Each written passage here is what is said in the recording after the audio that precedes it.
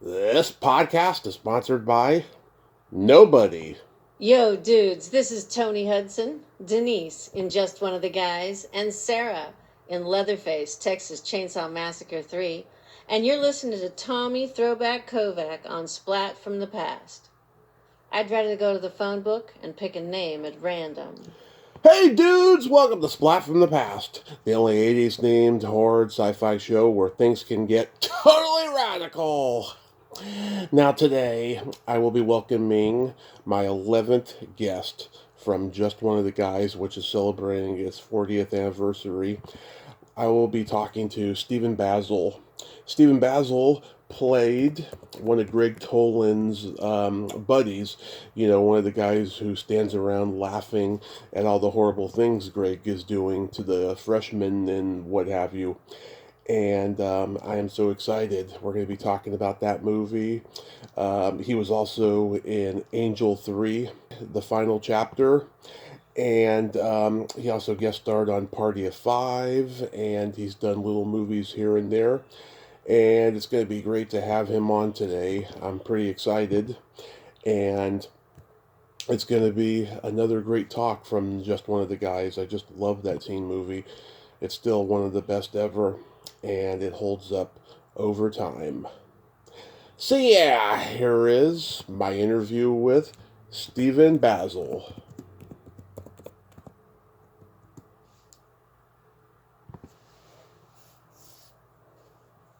So going back in time, did you gravitate toward acting early on in your childhood? I did. I was always in the Glee Club and theater. My first play was Lil Abner. I was in the 8th grade. Wow, Lil Abner in the 8th grade, so that got your creative juices flowing there? Yeah, I played a character named Speedy McRabbit, and I got a bunch of laughs, and I was hooked. And that all set the precedent for the future. That, and I dated a girl named Laura Russell in high school, and her father played Detective Saperstein on Kovac. So that was Wow. That was another boost towards that career goal. Wow, that is awesome. So you did a lot of did you do a lot of theater growing up, or was just the high school play? Just that junior high school play, and then when I got into high school, I was too cool for school, so that didn't happen there. But when he exposed me to, he used to take me and his daughter, my girlfriend, he used to take us to his meetings in Hollywood, and I was like, oh man, this is what I want to do. And when I went to ASU, I majored in theater, and I got my SAG card from Just One of the Guys. And that was Mark Russell who played him, right? Mark Russell played Saperstein on Kovac. Yeah. Right. Yeah, I remember him. I had to look the name up. I was like, yeah, I know who that is. Yeah. So, are you born and raised in Hackensack, New Jersey? Yes. And moved. The best thing my mother ever did was divorce my father and move to California. Yep, that was a common scenario back then. It seems. Yeah. So you attended. I went to high. Go ahead. I went to high school with Heather Locklear out in Newbury Park in the Thousand Oaks area.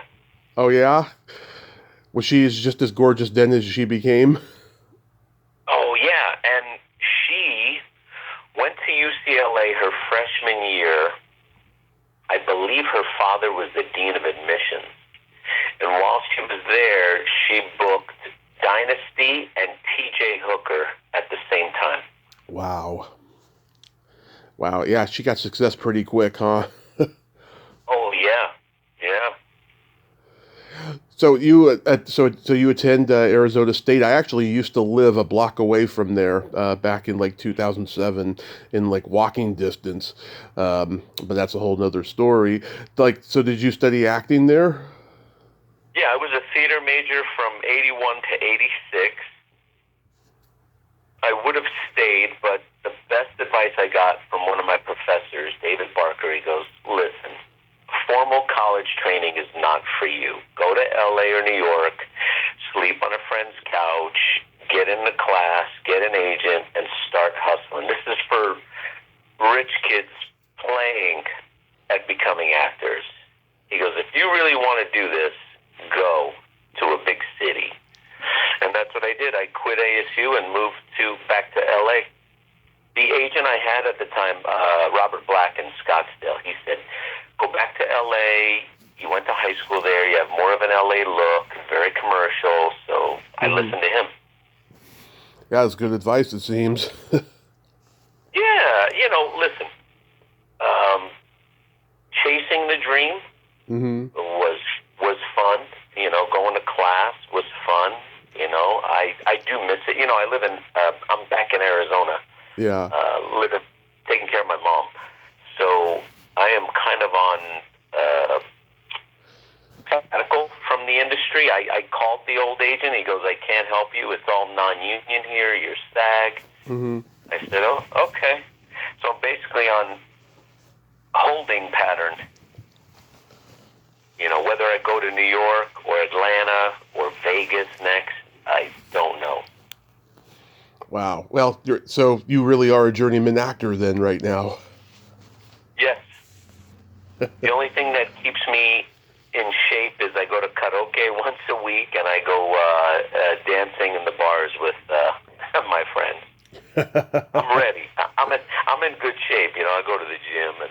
Yeah, you're living the life is what ready. You're doing. I'm ready. Did you do any theater in college that stands out that you're proud of? Oh, yeah. There was a play I did. It was a gay theater, and it was the first time they had this play off of Broadway. And I got to play two characters, a drug dealer and a hospital worker. What the hell was the name of that play? Oh, As Is. As Is, okay. As Is, yeah. Love that. Great experience. And then all the theater stuff I did at ASU was the old stuff, the Bertolt Brecht, Tennessee Williams stuff. Oh, nice. Yeah. So was just one of the guys like, a standard casting call that the college was having? My agent at the time, Robert Black, sent me on a casting, and I booked it. I booked 3 weeks. I made $17.52 a week and got my SAG card. Wow. $17.52. That was the most money I'd ever made at the time. Yeah. I mean, you're my 11th guest from the movie. I've talked to Joyce and Tony and Deborah, Lee McCloskey, Robert Fieldsteel, R.E. Gross, John Apicella, Lisa Gottlieb, Kim Norwitz, and Stu Charno. And yeah, I mean, this movie was a huge staple of my childhood because HBO and Comedy Central reran it like crazy from the late 80s all the way to like the late 2000s. For like 20 years, it was just a cult phenomenon. I mean, it's not like Rocky Horror, but it's got tons of, devotees of this movie. And, everyone got paid a lot of residuals for those 20 years from this movie. I'm still getting checks, man. It's crazy. Yeah. They're small, but I'm still getting them. Yeah, oh my God. So did you audition for Lisa? I did. It was Lisa Gottlieb, and the casting director was Jennifer? I'll look it up for you. Yeah, look it up. She fought for me. Lisa wasn't sure. Mm-hmm. But the casting director fought for me. She goes, "You're cute." I'm like, "Thank you." Oh, it was the legendary Annette Benson. Annette Benson, yes. Yes, she casted the Nightmare on Elm Street movies and stuff like that. I mean, she's legendary. She was a sweetheart. Yeah. And I went to the rap party. I was still at ASU going to school, and they said the rap party is in LA at Chasen's, and I was like, oh, I gotta go. Chasen's is old school legendary, and I went, and I had a great time, and I grabbed one of the waiters, and I said, "What's this place famous for?" And he goes, "Chili." It started out as a chili stand, and then they turned it into this world-class restaurant. It's gone now, but it was amazing. I had dinner there a couple of times before it closed. Yeah. Did you think the script was funny? The script, there were scenes. Oh, okay. You ready for this one? Yeah. I had a line that was taken away from me and given to Billy Jacoby. I wonder what it was. It was. I totally remember it. It was. You've got pudding on your shoes. Oh. And Lisa goes, "I'm sorry. Just to keep him in the movie more." Mm-hmm. We gave your line to Billy Jacoby, and I'm like, oh man. And that's why I only had "I Care." That was my only line in the movie. Yeah, because it's funny because when Billy Jacoby had auditioned for this movie, I think Columbia was skeptical, and Lisa said to him, "Hey, wait a minute, this kid is the next Bill Murray." Yeah, I mean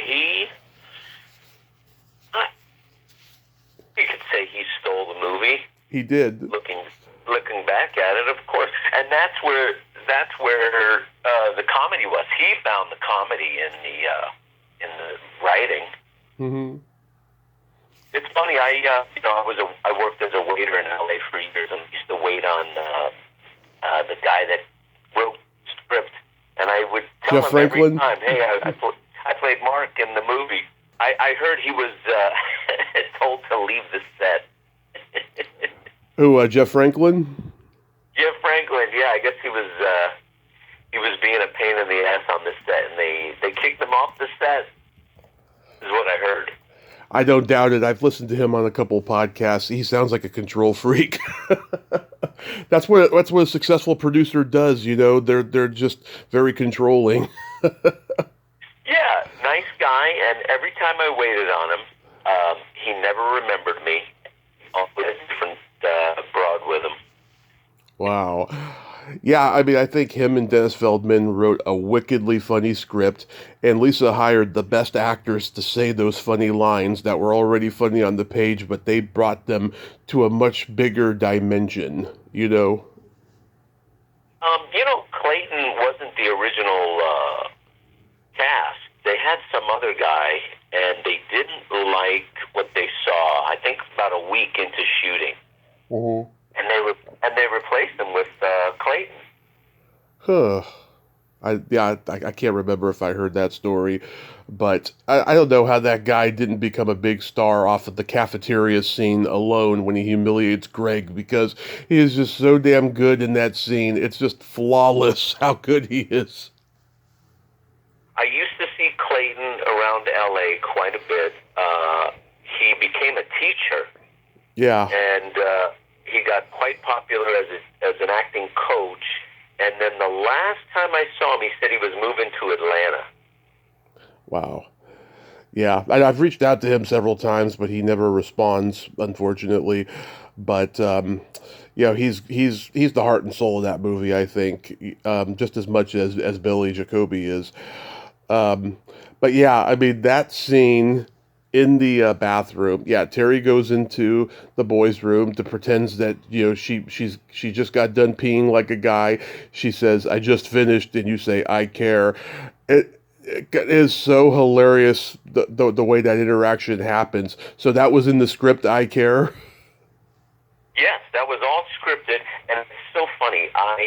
Before I ever worked on that film, I used to think, I want to do two things in a movie. I want to take a leak in a bathroom scene, and I want to get killed.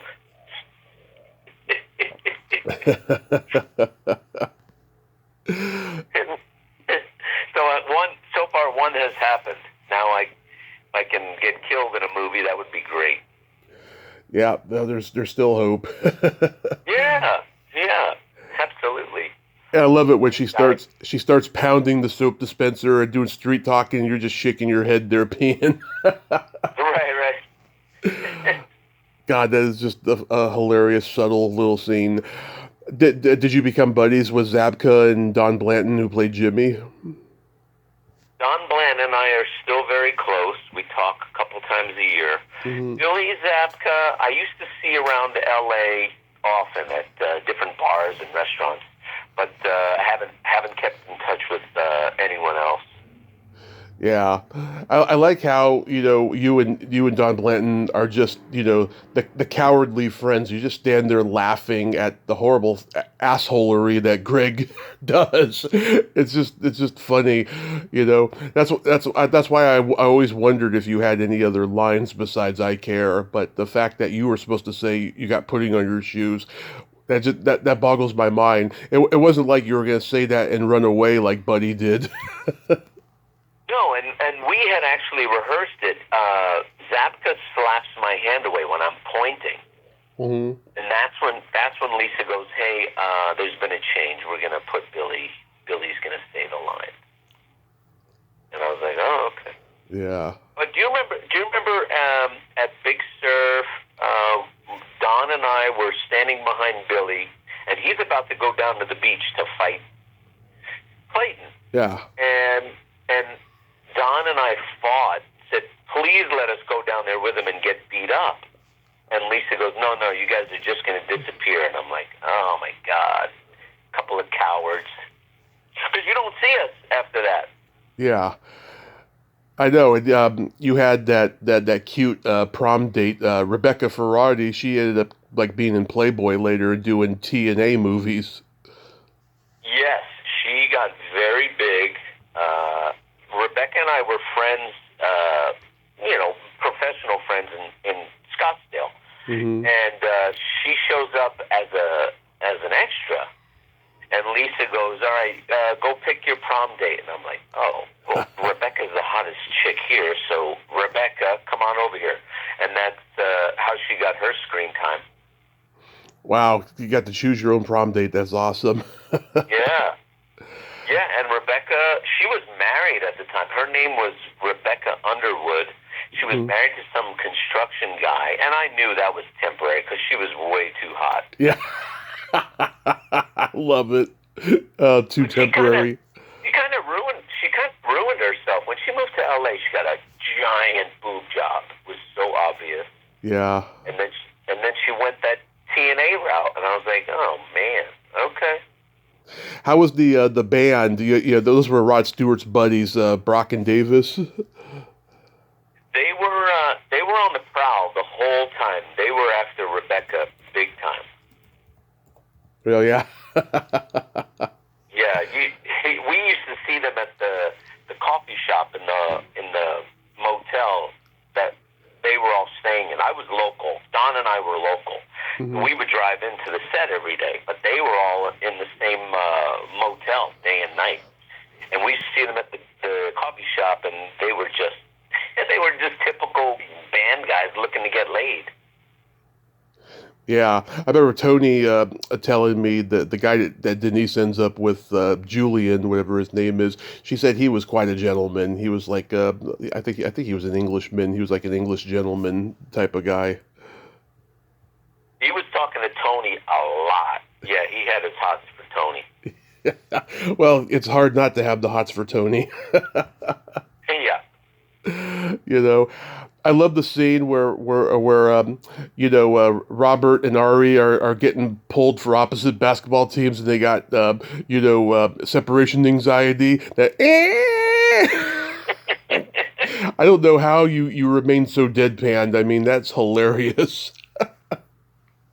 Those guys were able to improv every scene they were in. Lisa gave them full reign. Yeah, did you know that they were going to be Star Trek nerds at first, and then when Paramount found out, they threatened to sue Columbia? They were told to point it down or change it up, change some stuff. But yeah. I think didn't they get away with most of it? Well, yeah, I mean, there's no Star Trek references at all. And the next movie that Jeff Franklin wrote, Summer School, had horror nerds in it. And at first he was going to put the horror nerds in this script, but somebody said, this is not the right tone for that, because this is kind of a sweet love story kind of a movie, So he just put it in the Summer School script.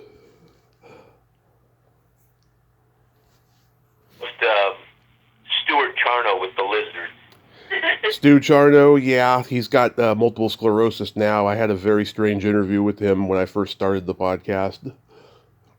Oh, that's terrible. Poor Stuart. Yeah, he got very belligerent and weird after a while. I get asked about it a lot because I've talked to a lot of people that he came up with in acting, and they're like, oh my God, poor Stuart, and all of that. Yeah, it was kind of sad. And knowing how far I've come with the podcast now, I probably wouldn't have even released that interview, quite frankly. But it was an interesting learning experience, and I didn't even know he was sick. He told me right at the beginning of that conversation. Wow, that's terrible. Yeah. I was curious. Did you really dress like that back then? Those were all my own clothes. Yeah, you look like an 80s James Dean with that red and black striped shirt and those black pants. You look like a rebel without a cause. That was the goal, man. I always wanted to do the James Dean story. I auditioned for it when I moved to L.A. Mm-hmm.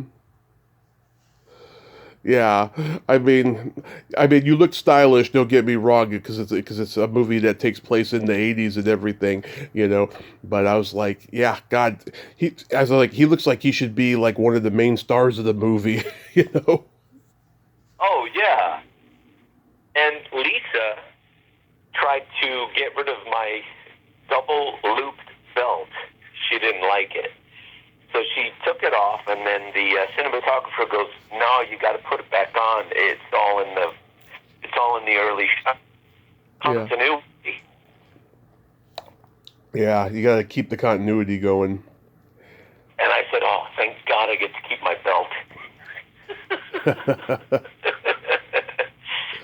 Over the years, they've done anniversary screenings and what have you. Have you ever gone to any of them?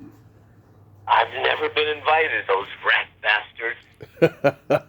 Well, I went to the one in 2020 before the pandemic hit. It was up in San Francisco, and got to see Joyce and Sherilyn. I had met Sherilyn before that at a horror convention, but I got to see both her and Joyce in person, and it was just a wonderful experience.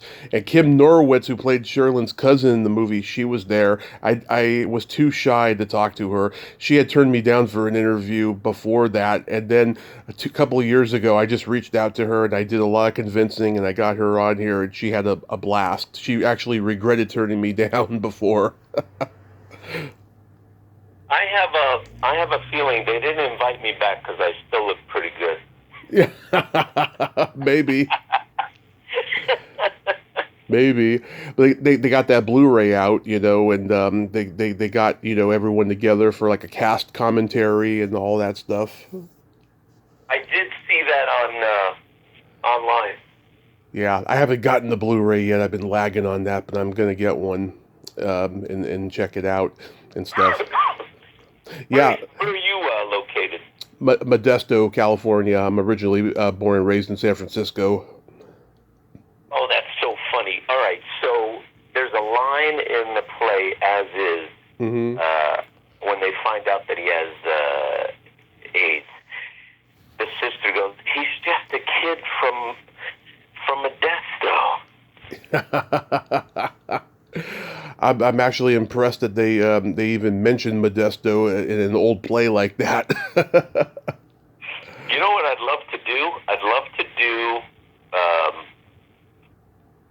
what the hell's the name of it? The George Lucas movie that was shot up there. American Graffiti? Yeah, I would like to do a reunion movie of American Graffiti with whoever's left from the original cast. Yeah, a lot of people are left. I mean, Cindy Williams is gone. I was supposed to interview her at the time of her death. It never happened, but most of the cast is still with us. Yeah, Dreyfuss. Charlie Martin Smith. Quite a few are gone. Paul LeMat is barely hanging on. I've been told lately. Harrison Ford is still around. Yep. Mackenzie Phillips. Yeah, that's a great movie. Next you did Angel 3, the final chapter. How was that experience?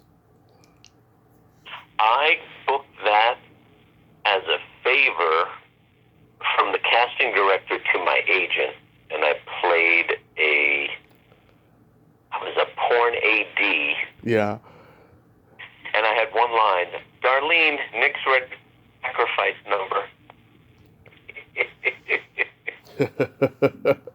Yeah. Mitzi Capture. I mean... had a clipboard, and I was like, oh, brother, what can I do here? So I started dancing, and the director goes, hey, can you tone it down just a little? I'm like, well, I mean, I'm on a porn set, and I'm a young kid. Wouldn't I be excited? Yeah. Yeah, but not that excited. I've had Tom DeSimone. I've had him and his brother Bob on here. They're two very interesting guys. It's funny, Tom started out directing porn. Bob was a stand-up comedian at the Comedy Store, and everyone knows him from Friday the 13th Part 5, where he does cocaine.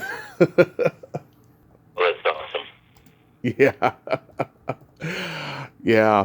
And Mark Blankfield, wow, we lost him like a year ago. He was a genius, and he's great in Angel 3. Yes, I remember him. I went to the rap party for Angel 3, and I'm talking to Richard Roundtree. Shaft. And I said, hey, Richard, let me ask you a question. Why is Dick a nickname for Richard? And he goes, I don't know, man, but don't ever call me Dick. Oh my God, that's hilarious. Yeah, he was great. So like after a while, did it become difficult, getting parts? I was always an under 5. I never could get above that line. I was on Party of 5 playing a waiter. My line was fresh ground pepper. Uh-huh. Yeah, you played the waiter. Yeah, so I never got past being the king of the under 5s. Yeah. Too many, there were too many people that were already established that, had better agents. Yeah. So did you take a long break? I took a break, I got married, I had a kid, and then one of my buddies said, gotta get back into it, man. Just give it another shot. And I did, and again, under 5s, always under 5s. Mm-hmm. Just to keep you auditioning and spending money on classes and those casting director workshops. I spent more money chasing the dream than the dream paying me. Did you get another job while you were raising your kid? Always in the restaurant business. Either a waiter or I was a restaurant manager. Nice. Yeah, was it stressful after a while? Because it seems like it's funny. I used to work in the bar business, from like the late 2000s all the way into about 10 years ago, and it just seemed like the world was getting more rich, more arrogant. It was not pretty. Yeah, I mean, I just got so tired of the rejection, and I lost that passion. Don't get me wrong, if someone says, hey, I got a part for you, I'm in. The fire is still burning, it's just not burning as bright. Yeah. But you've done you did an episode of Less Than Perfect with that series with Andy Dick. What was that experience like? That was great. I don't remember how I got... Oh, yes, I do. This is funny. Mm-hmm. I was selling men's clothes at the time at Scott Hill. Yeah. In West Hollywood, Beverly Hills. And the director came in. He was on soap. He was the hot guy on soap. Ted Wass. Ted. So I Yep. sell Ted some clothes at Scott Hill, and he goes, "Are you an actor?" I'm like, "Yeah." He goes, "Send me your picture and resume." I sent him a picture and resume. My agent called and said they want to see you on set. I was like, "Really?"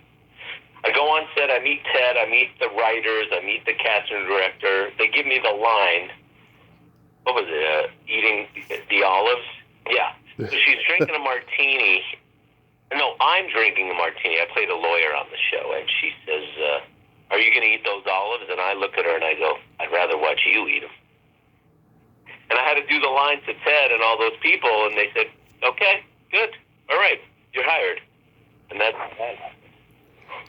Yeah. So it was a good experience. Oh, it was great. You know, you're there all day. They bring in, the live studio audience. You shoot it. You take the bow, and then you're out of work again. It's great while you're working.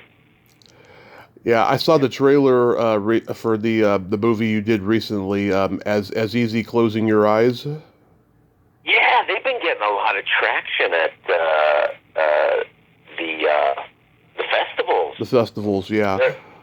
I'm pleasantly surprised. Those are all my friends that I worked with at Boa Steakhouse up on Sunset in West Hollywood. Yeah, do you know if that's going to be available anywhere? He always keeps me in the loop on Instagram and Facebook, but I don't know. But I know he's getting out there quite a bit. I think he won an award at one of the festivals. I don't remember which one. Aaron Golden is one of the main guys, and we used to be waiters together at Boa up in Sunset. Yeah. Did you ever bartend? Oh, you're gonna love this one. I used to bartend at the Knollwood Country Club in Northridge, and I'm behind the bar, and a bunch of the old timers are out there, and I see this little kid, and he's out there every day putting. And I say, "Who is this kid? He's out here every day after school." And they go, "Oh, it's some golf prodigy named Tiger." I was like, "Oh man." Yeah. I used to be a bouncer in bars, and yeah, I mean it could be pretty tough. I went to a bartending school, which was a complete waste of time, and I met very strange people when I was doing that. My brother, he had, on the training bartending, he did it for over 10 years. He enjoyed it until he became an alcoholic, and then he didn't enjoy it anymore. No, that's a tough one for an alcoholic. I was going to a club in West Hollywood. It was called Punana Souk, Mm-hmm. and Jaimin Hunsu was the doorman. Okay.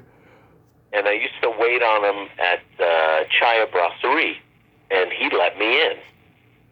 So I'm standing there drinking a beer, leaning against the wall, and this German bodyguard, giant guy, walks up to me and he says, "Malcolm Forbes would like to have a drink with you." And I look over and it's Malcolm Forbes, and I'm like, "Oh my God."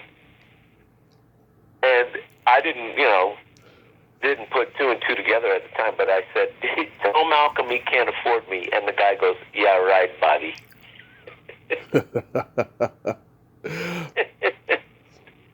How did you meet Bo Dremen? Bo and I were waiters together at Chaya Brasserie. Most of my acting friends I always worked with, because we were all actors during the day, waiters or bartenders at night, and now they're all realtors by day and waiters or bartenders by night. They gave up the acting. There's a comedian, Fred Stoller. He used to have this joke where he said he got thrown out of a restaurant in Hollywood because he yelled, "Hey, failed actor!" Yeah, we used to joke about it all the time.